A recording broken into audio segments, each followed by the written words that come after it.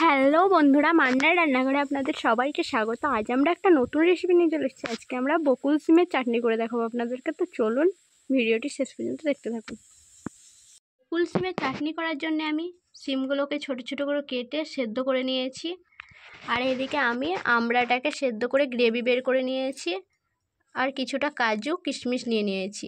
এই কিছু উপকরণ দিয়ে আজকে আমরা বকুল সিমের চাটনিটা করে দেখাবো আপনাদেরকে। বকুল সিমের চাটনি করার জন্য আমি গ্যাসে কড়াই বসিয়ে দিয়েছি। সামান্য তেল দিয়ে দিলাম। তেলটা গরম হওয়া পর্যন্ত অপেক্ষা করব। আর কিছুটা কালো জিরে দিয়ে দিলাম, একটি লঙ্কা দিয়ে দিলাম, একটি তেজপাতা দিয়ে দিলাম। এবার আমি সিমটাকে দিয়ে দিলাম সেদ্ধ করা। এবার এটাকে আমি হালকাভাবে নেড়ে নিব। কিছুক্ষণ হালকাভাবে নেড়ে নিব। হালকাভাবে আমি নেড়ে নিলাম। এবার আমি হলুদ দিয়ে দেবো সামান্য। এবার এটাকে আমি নেড়ে নিচ্ছি। এবার আমি কাজু আর কিশমিশটা দিয়ে দেবো। কাজু দিয়ে দিলাম কয়টি, আর কয়টি কিশমিশ দিয়ে দিলাম। এবার এটাকে আমি ভালোভাবে নেড়ে নিব। নেড়ে নিলাম কিছুক্ষণ। এবার আমি আমরা যে গ্রেভিটা বের করে রেখেছিলাম সেই গ্রেভিটাকে দিয়ে দেবো।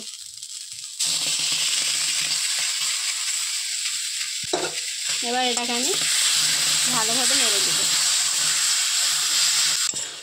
আমি নেড়ে নিলাম কিছুক্ষণ। এবার আমি সামান্য নুন দিয়ে দেবো। এবার এটাকে নেড়ে নিব কিছুক্ষণ। এটাকে আমি ভালোভাবে নেড়ে নিলাম। এবার আমি এতে দিয়ে দেবো পরিমাণ মতো গুড়।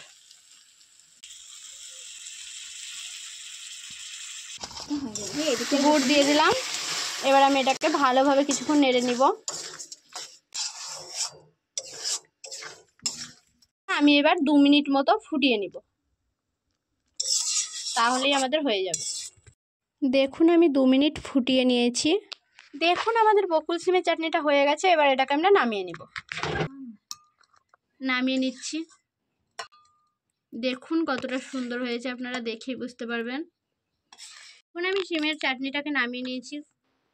আমাদের মান্নার রান্নাঘরের বকুল সিমের চাটনি রেডি। দেখুন কতটা সুন্দর হয়েছে দেখতে। আপনারা এইভাবে বাড়িতে ট্রাই করবেন, খুবই ভালো লাগবে, খেতেও খুব সুন্দর হয়। আজকের ভিডিওটি এই পর্যন্তই। দেখা হচ্ছে পরের ভিডিওতে।